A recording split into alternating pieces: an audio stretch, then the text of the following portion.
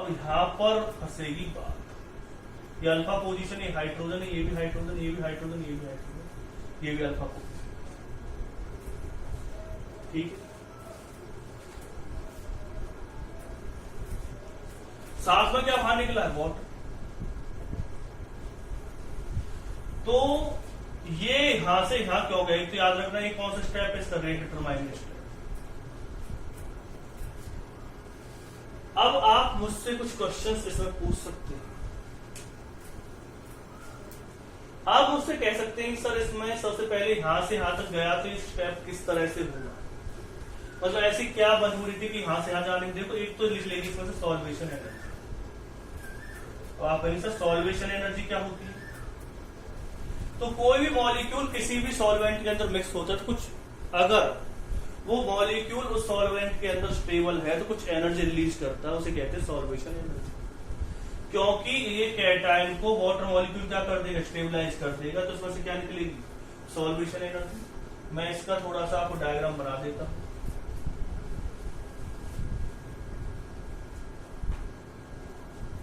पहले एक चीज और कर लेते हैं, इसमें से हाइड्रोजन जाएगी और ये प्रोडक्ट हमारे सामने हो जाएगा, ठीक है। अब सॉल्वेशन एनर्जी किस वजह से निकल रही थी वो समझ लीजिए। यहां पर O था, H था, H, यहां पर O था, H था, H, ये समझ में आ गया होगा कि जो कैटायन था, कैटायन को किस तरह से स्टेबलाइज कर रहा है वाटर मॉलिक्यूल। तो वाटर मॉलिक्यूल इस तरह से इंटरेक्शन करेगा, इसको पार्शियल नेगेटिव चार्ज होता है ना, तो सॉल्वेशन एनर्जी क्या होगी, रिलीज होगी, क्योंकि वाटर इसे अपने पार्शियली नेगेटिव चार्ज से क्या करेगा, स्टेबलाइज करेगा। दूसरा ये कि जितना स्टेबली कार्बोकैटायन बनेगा उतनी ही रिएक्शन की स्पीड क्या होगी, फास्ट, क्योंकि यही डिटरमाइनिंग स्टेप है। जितना कार्बोकैटायन स्टेबल होगा, पहला स्टेप क्या होता है इसमें, पहले स्टेप में या तो आप ये कह लो फॉर्मेशन ऑफ कार्बोकैटायन, दूसरा स्टेप क्या होता है, एलिमिनेशन, प्रोटॉन या डीप्रोटोनेशन कह सकते हो। तो इसमें मैं कुछ चीजें आपको बता रहा हूं, ये पॉइंट आपके माइंड में होने चाहिए। कौन कौन से पॉइंट हमें इसमें पता चले। More the stable carbocation, more the rate of the reaction. दूसरा क्या है, दूसरा ये है इसमें कि फॉर्मेशन, वो conversion of oxonium ion into the carbocation is rate determining step. Conversion of oxonium ion into the carbocation is the rate determining step, ठीक है। This reaction takes place in two steps.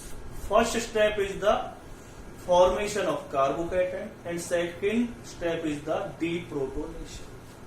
It is a reversible reaction.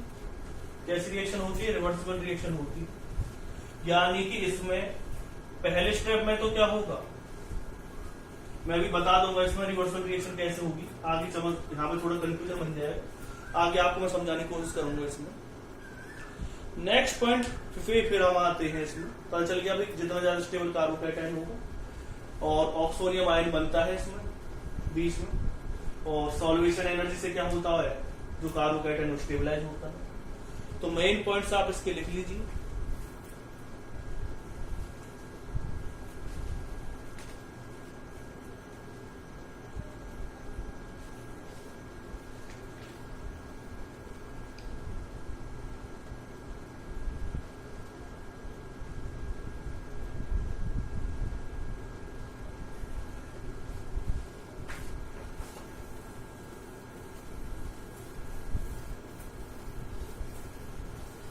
तो कौन कौन से step पता चलेंगे हमें इसमें। It is a two steps reaction, two steps reaction कह लो, मैकेनिज्म कह लो।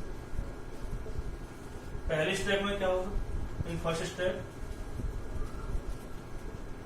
Carbocation is form. दूसरा क्या है, in second step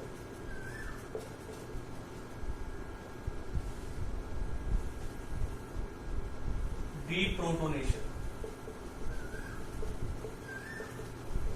takes place। तीसरे स्टेप में क्या होगा, carbocation stabilize by solvation energy.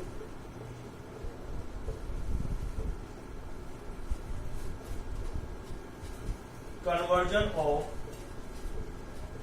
unstable oxonium ion into carbocation is rate determining step.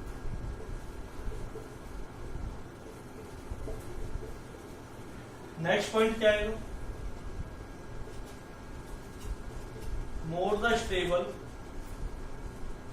Carbocation, more the reactivity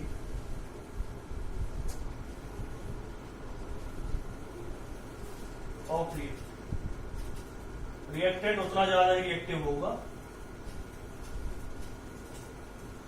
जितना ज्यादा कार्बोकैटायन स्टेबल होगा। तो मैंने मेन पॉइंट आपको बता दी है। अब आते हैं इस मेन रिएक्शन।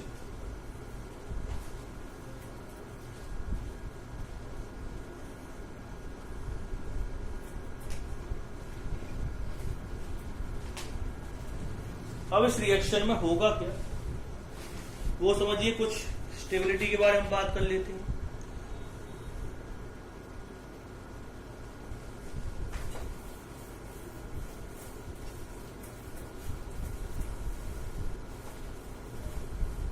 इससे आगे का जो टॉपिक है कह सकते हो दोनों के लिए ही जरूरी है।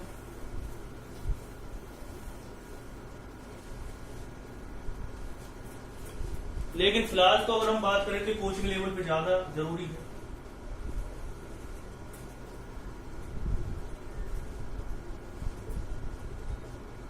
हम आइडेंटिफाई कर रहे हैं rate of the E one reaction, किसका ज्यादा होगा किसका स्लो डाउन। तो कुछ एग्जांपल्स मैं आपके सामने ले रहा हूं।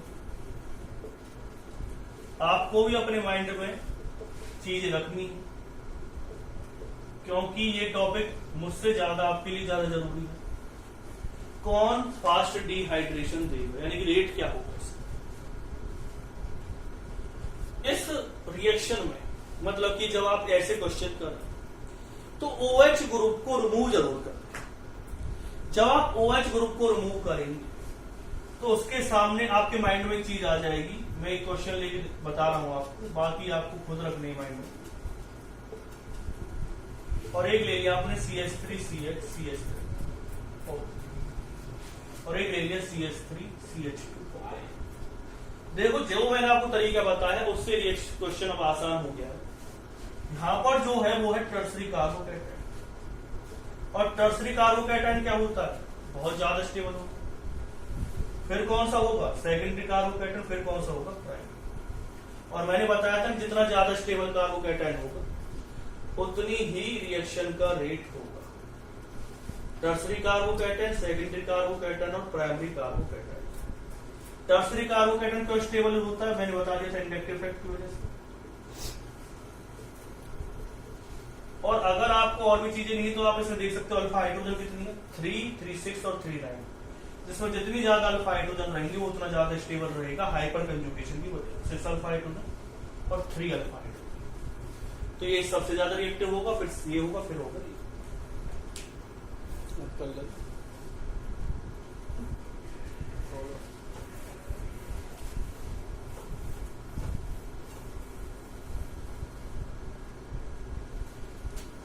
अब है इसके बाद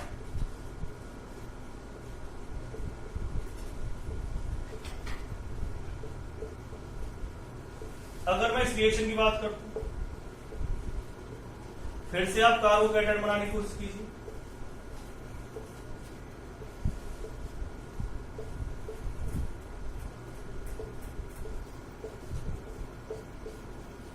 देखो इस कार्बोकैटायन की अगर हम बात करते हैं, hydrogen hydrogen hydrogen hydrogen 4 alpha hydrogen है। इसमें कितने अल्फा हाइड्रोजन है? इसमें अल्फा हाइड्रोजन है 2। लेकिन ये वाला कार्बोकैटायन रेजोनेंस की वजह से भी स्टेबलाइज होगा। और आप जानते हैं जो रेजोनेंस है वो इंडक्टिव रेजोनेंस है वो हाइपर कंजुगेशन से क्या होता है? ज्यादा इफेक्टिव होगा। और जब ज्यादा इफेक्टिव होगा तो सीधा सा पॉइंट क्या आएगा इसमें कि इसके कंपेयर में ये ज्यादा क्या होगा? रिएक्टिव होगा। क्योंकि यहाँ पे रेजोनेंस भी काम कर रहा है, हाइपर कंजुगेशन। बेस एक्सिस में कितना अल्फा हाइड्रोजन है 2, लेकिन यहाँ पर कितने अल्फा हाइड्रोजन है 4 अल्फा हाइड्रोजन। और जब 4 अल्फा हाइड्रोजन होंगे ये रिस्पॉन्सिबल है हाइपर कंजुगेशन के लिए, जबकि ये किसके लिए रिस्पॉन्सिबल है डबल बॉन्ड, ये डबल बॉन्ड रिस्पॉन्सिबल है रेजोनेंस के लिए। और इसकी अगर आप बात करें तो आप कहेंगे सर इसमें तो रेजोनेंस दोनों साइड से हो रहा है, यहाँ से रेजोनेंस हो रहा है, यहाँ से रेजोनेंस हो रहा है, लेकिन एक्चुअल में ऐसा नहीं है। रेजोनेंस तो हो रहा है इसमें दोनों साइड से, लेकिन यहाँ पर एक चीज है जो अलग सी है, जो इसे बहुत कम क्या करती है, अनस्टेबल कर देती है, मतलब बहुत कम स्टेबलाइज करती है। वो आप देख ऐसा क्या है इसके अंदर, तो मैं आपको बता देता हूं। ये जो कंपाउंड है वो बन गया है एंटी एरोमेटिक, और आप जानते हैं जो एंटी एरोमेटिक कंपाउंड है वो एरोमेटिक से भी कम स्टेबल होते हैं, और इवन देन वो तो किससे भी कम स्टेबल होते हैं, वो स्टेबल होते हैं नॉन एरोमेटिक से, यानी कि सबसे कम रिएक्टिव होगा, क्योंकि ये कैसा बन गया, एंटी एरोमेटिक बन गया। इस वाले की जो रिएक्टिविटी होगी वो सबसे ज्यादा होगी। अगर मैं इस पर पॉइंट डालता हूं फर्स्ट, सेकंड और थर्ड, तो कौन सबसे ज्यादा रिएक्टिव होगा, सेकंड सबसे ज्यादा रिएक्टिव होगा, फिर होगा फर्स्ट और फिर होगा थर्ड। और थर्ड सबसे कम रिएक्टिव क्यों है, क्योंकि वो क्या है, एंटी एरोमेटिक। और एंटी एरोमेटिक जो होते हैं वो सबसे कम क्या होते हैं, रिएक्टिव होते हैं, या सबसे कम क्या होते हैं, रिएक्टिव की मतलब नहीं है, वो सबसे कम स्टेबल होते हैं। ये कार्बोकैटायन सबसे कम स्टेबल होगा, और जो कार्बोकैटायन सबसे कम स्टेबल है वो इवन रिएक्शन सबसे कम देगा। और बहुत सारे एग्जाम्पल हमें लेने हैं।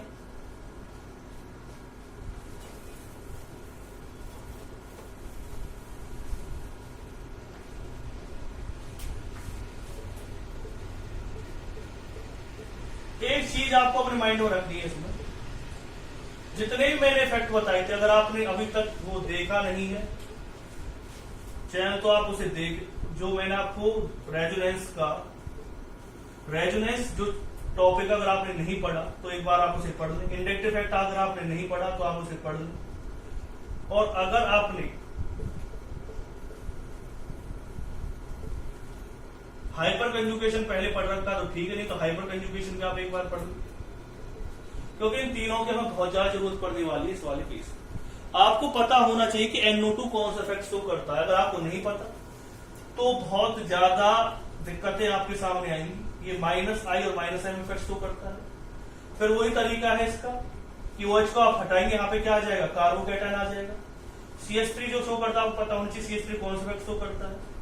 यहाँ पर कोई ग्रुप है नहीं, बाकी सेम है इसमें, यहाँ पर कोई ग्रुप नहीं है, यहाँ पे ग्रुप और यहाँ पे ग्रुप है, तो जो इफेक्ट पड़ेगा ऊपर वाले ग्रुप का कोई इफेक्ट नहीं पड़ेगा। किसका इफेक्ट पड़ेगा, जो नीचे ग्रुप लगे हुए हैं बेंजीन रिंग। अब पॉइंट आता है इसमें, मैंने एक चीज आपको बताई थी, जो पॉजिटिव इफेक्ट शो करते हैं, जो पॉजिटिव इफेक्ट शो करते हैं उनकी स्टेबिलिटी डायरेक्टली प्रोपोर्शनल होती है किसके लिए, वो कार्बोकैटायन को डायरेक्टली क्या करते हैं, कार्बोकैटायन की स्टेबिलिटी को डायरेक्टली प्रोपोर्शनल होती है। और जितने भी माइनस वाले इफेक्ट हैं वो कार्बोकैटायन की स्टेबिलिटी के इनवर्सली प्रोपोर्शनल होते हैं।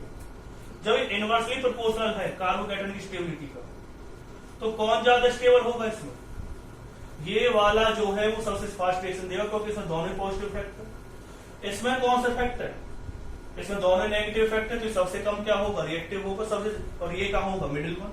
अगर मैं इससे पॉइंट आउट करता हूं फर्स्ट, सेकंड और थर्ड, तो रिएक्टिविटी का ऑर्डर आएगा सेकंड, फिर आएगा थर्ड और फिर आएगा फर्स्ट। तो ये इवन रिएक्शन में रिएक्टिविटी का ऑर्डर आ गया है, जो मैंने क्वेश्चन आपके सामने दिया। फिर आगे देखिए और क्वेश्चन।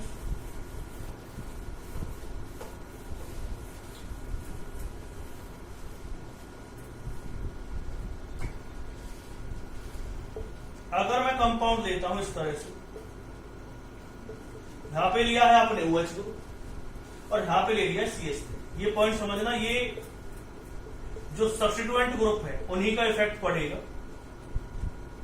यहां पर आपने लिया है CH2CH3 ग्रुप, और यहां पर कौन सा ग्रुप लिया है, यहां पर लिया है आपने ये वाला। यहां पर कितनी अल्फा हाइड्रोजन, तो आप इसमें पॉइंट क्लियर करते जाना, अल्फा हाइड्रोजन काउंट करते जाना। इसमें 2 अल्फा हाइड्रोजन, यहाँ पे 1 अल्फा हाइड्रोजन है, और यहाँ पे कितनी अल्फा हाइड्रोजन है, 3। ये तीनों ही इंडक्टिव इफेक्ट शो करते हैं और हाइपर कंजुगेशन शो करते हैं। इंडक्टिव इफेक्ट की इतनी ज्यादा वैल्यू नहीं रहती, क्योंकि यहाँ पर जो भी चीज काम करेगी वो हाइपर कंजुगेशन काम करेगी। आप कहेंगे सर इंडक्टिव इफेक्ट की वैल्यू क्यों नहीं रहती, इंडक्टिव इफेक्ट बहुत ही वीक इफेक्ट होता है, लेकिन जो हाइपर कंजुगेशन इंडक्टिव से ज्यादा स्ट्रॉन्ग होता है, इसलिए हम यहाँ पर जो देखेंगे वो हाइपर कंजुगेशन देखेंगे। अब हाइपर कंजुगेशन टोटली किस पर डिपेंड करता है? अल्फा हाइड्रोजन पे। जिसमें जितनी अल्फा हाइड्रोजन उतना हाइपर कंजुगेशन क्या होगा? ज्यादा। और जितना ज्यादा हाइपर कंजुगेशन होगा उतना ही कार्बोकैटायन क्या होगा? ज्यादा स्टेबलाइज होगा। मैंने आपको बताया था तीनों में ऊपर अगर हम देखें अपर साइड देखें बेंजीन रिंग की, तो सभी में सेम ग्रुप है, नीचे ही ग्रुप क्या हो रहे हैं? चेंज। यहाँ पर अल्फा हाइड्रोजन ज्यादा है, यहाँ पर 2 अल्फा हाइड्रोजन, यहाँ पे 1 अल्फा हाइड्रोजन है। तो सीधी सी बात है इसकी रिएक्टिविटी सबसे ज्यादा होगी, फिर इसकी होगी, फिर इसकी होगी, यानी फर्स्ट, सेकंड और थर्ड। तो ये पॉइंट अब आपके माइंड में क्लियर होने लगे होंगे किस तरह से आप रिएक्टिविटी देखेंगे एलिमिनेशन रिएक्शन।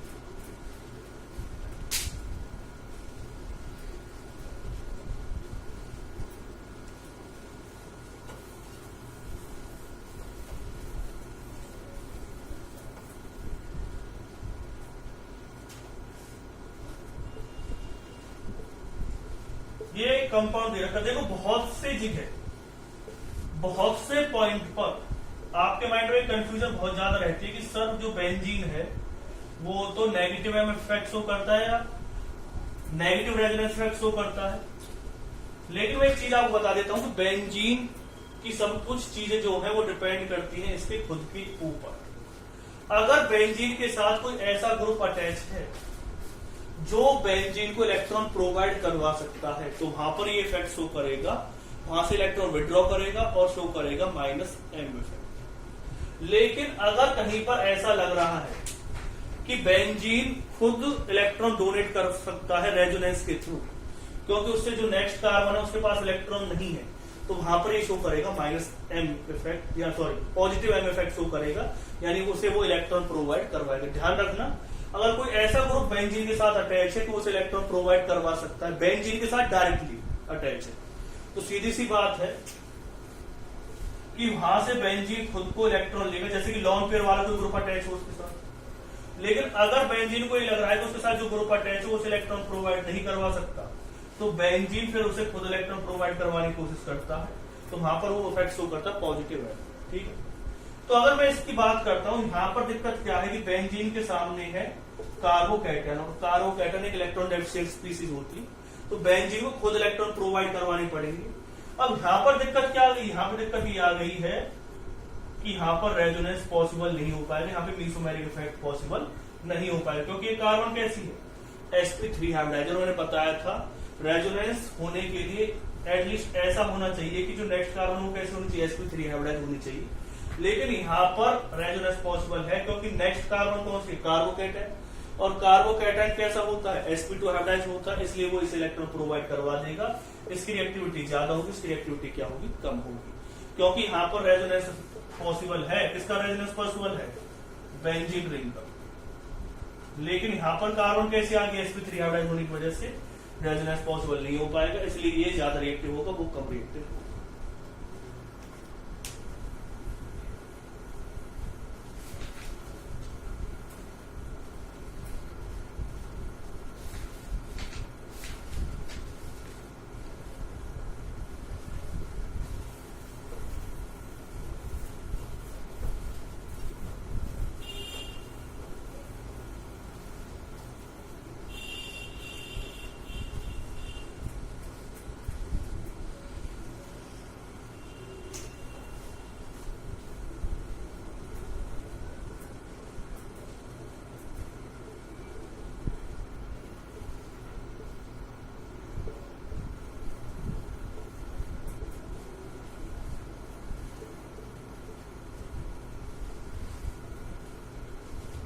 अगर ये कंपाउंड आपको दे रखा, आप इसमें से OH ग्रुप को हटा देते, तो OH को अगर आप हटाएंगे, वही तरीका है, आपको देखना पड़ेगा कि OH हटाने के बाद क्या नुकसान होता, क्या फायदा। अगर आप इसे पहले कंपाउंड की बात करते, पहले कंपाउंड में से अगर OH आप हटाते हैं,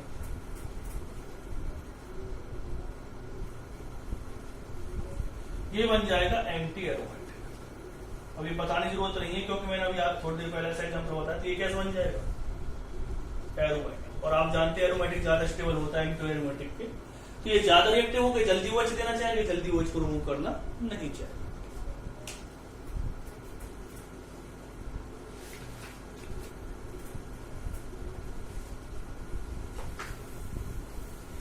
इसमें रीअरेंजमेंट पॉसिबल है।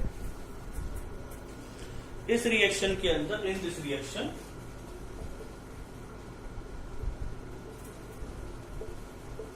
रीअरेंजमेंट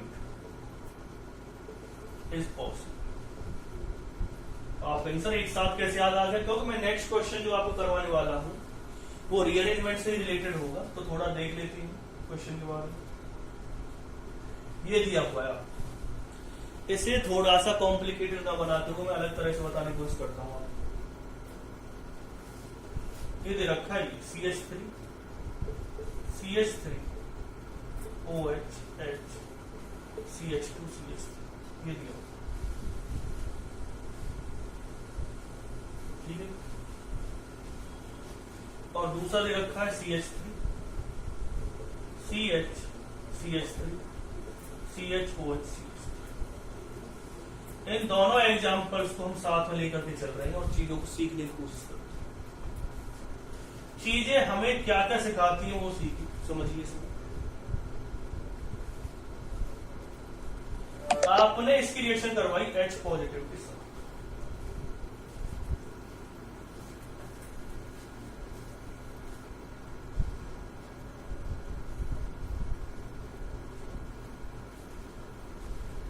ठीक है। आप इसकी रिएक्शन करवा रहे हैं H पॉजिटिव के साथ,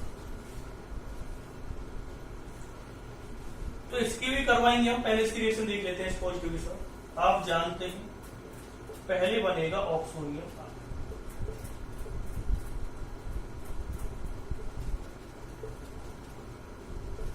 फिर क्या होगा,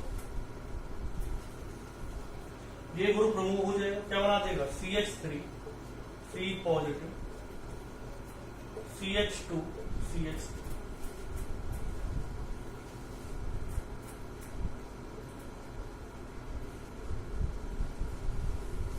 अब बात आती है, देखो दो जगह यहां पर अल्फा हाइट, मतलब इसके रिस्पेक्ट में अगर हम हाइड्रोजन की बात करें तो देखो हाइड्रोजन तो इसके पास भी, ये भी अल्फा हाइड्रोजन, ये भी अल्फा हाइड्रोजन।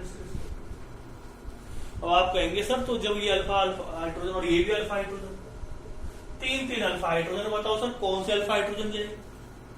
ये तो जा तो कोई भी सकती है ना, ये भी जा सकती है, ये भी जा सकती है, ये भी जा सकती है, तीन अल्फा हाइड्रोजन, तीनों में से किसी को भी आप रिमूव कर सकते हैं। तो मैं एक चीज आपको बता देता हूं कि इसमें से वो अल्फा हाइड्रोजन ज्यादा जाती है जो मोर सब्स्टिट्यूटेड होती है। ये वाले अल्फा हाइड्रोजन ज्यादा सब्स्टिट्यूटेड है, इसलिए ये जाएगी ये वाले अल्फा हाइड्रोजन। तो क्या बनेगा इसमें CH3 डबल बॉन्ड CH, और यहां पे क्या आ जाएगा CH। तो ये प्रोडक्ट आपको समझ में आ गया होगा क्या प्रोडक्ट इसमें बनेगा।